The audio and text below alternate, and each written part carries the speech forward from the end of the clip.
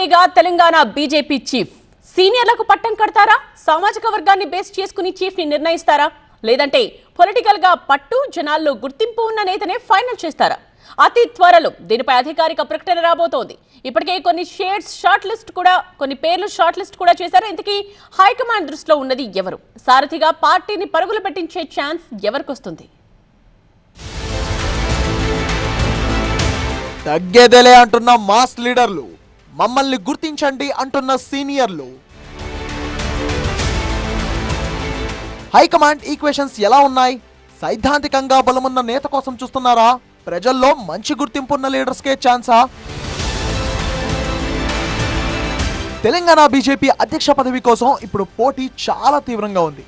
ఏడాది కింద అసెంబ్లీ ఎన్నికలకు ముందు బండి సంజయ్ను మార్చి ఆ ప్లేస్ లో కిషన్ రెడ్డికి తెలంగాణ బాధ్యతలను అప్పగించారు. ప్రస్తుతం ఆయన ప్లేస్ లో కొత్త వారికి ఛార్జ్ అప్పగించడం కోసం కసరత్తు జరుగుతోంది. బండి సంజయ్, కిషన్ రెడ్డి ఇద్దరు ప్రస్తుతం కేంద్రంలో కీలకంగా ఉన్న నేపథ్యంలో ఈసారి అధ్యక్ష బాధ్యతలు ఎవరికిస్తే బెటర్ అనే చర్చ చాన్నాళ్లుగా జరుగుతూనే ఉంది. తెలంగాణలో ఖచ్చితంగా అధికారంలోకి వచ్చి తీరాలనే పట్టుదలతో యాక్షన్ ప్లాన్ రెడీ చేస్తున్న హైకమాండ్ అధ్యక్ష ఎన్నికల మొదలు అన్ని కమిటీలను పక్కగా ఉండేలా ప్లాన్ చేస్తోంది. సారథిగా పగ్గాలు చేపట్టేందుకు పలువురు ముఖ్య నేతలు పోటీ పడుతున్నారు. గత 2-3 ఏళ్లలో ఇతర పార్టీల నుంచి వచ్చి చేరిన నాయకులు కూడా పదవిని ఆశిస్తున్నారు. జాతీయ, రాష్ట్ర స్థాయి కార్యక్రమాల్లో చురుగ్గా పాల్గొంటున్న పార్టీ అగ్రనేతలు పదవిపై ఆశగా చూస్తున్నారు.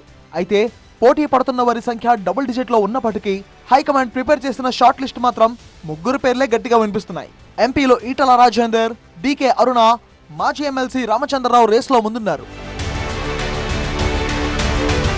లిస్ట్ లో ఫస్ట్ నేమ్ ఈటల రాజేందర్ ఉన్నట్టు తెలుస్తోంది. రాష్ట్రంలో బీసీ నినాదంతో ముందుకెళ్తున్న బీజేపీ ఈటల పేరును పరిశీలిస్తున్నట్టు సమాచారం. ముదిరాజ్ సామాజిక వర్గానికి చెందిన ఈటలకు సుదీర్ఘ రాజకీయ అనుభవం ఉంది. రాజకీయంగానూ పట్టున నేతగా గుర్తింపు ఉంది. పార్టీని బలోపేతం చేయగల సత్తా, అన్ని పార్టీల నేతలతో మాట్లాడగల సామర్థ్యం ఈటల సొంతం.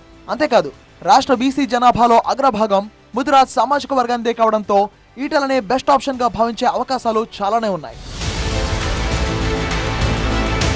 మరో బీజేపీ నేత డీకే అరుణ కూడా టీబీజేపీ చీఫ్ పోస్ట్ కోసం పోటీ పడుతున్నారు.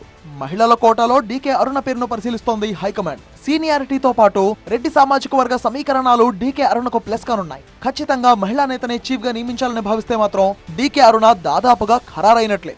ఇప్పటికే ఆమె జాతీయ ఉపాధ్యక్షురాలుగా ఉన్నా ఇప్పుడు రాష్ట్ర పగ్గాలు అప్పగించే ఛాన్స్ కనిపిస్తోంది. అలాగే ఏళ్ల తరబడి పార్టీ కోసం పనిచేసిన వారిని గుర్తించాలంటున్నారు సీనియర్లు. ఆ కేటగిరీలో నేనున్నా అంటున్నారు మాజీ ఎమ్మెల్సీ రామచంద్రరావు. ఒక్క ఛాన్స్ అంటూ ఇప్పటికే బీజేపీ పెద్దల్ని కలిశారు. సునీల్ బన్సల్, బిఎల్ సంతోష్ సహా పలువురు ముఖ్య నేతలతో రామచంద్రరావు సమావేశమయ్యారు. అయితే రామచంద్రరావు ఎప్పటి నుంచో పార్టీని అంటిపెట్టుకుని ఉన్నారు. సౌమ్యుడు, అందరితోనూ సఖ్యత ఉన్న నాయకుడు. దానికి తోడు ఆర్ఎస్ఎస్ మద్దతుగా కూడా ఉండడంతో రామచంద్రరావుకు బాగా కలిసొచ్చే అంశాలుగా కనిపిస్తున్నాయి. అంతకుముందు బీజేపీ అధ్యక్షుడి రేసులో చాలా మంది పేర్లు వినిపించాయి. ధర్మపురి అరవింద్, రఘునందన్ రావు పేర్లు కూడా తెరపైకి వచ్చాయి.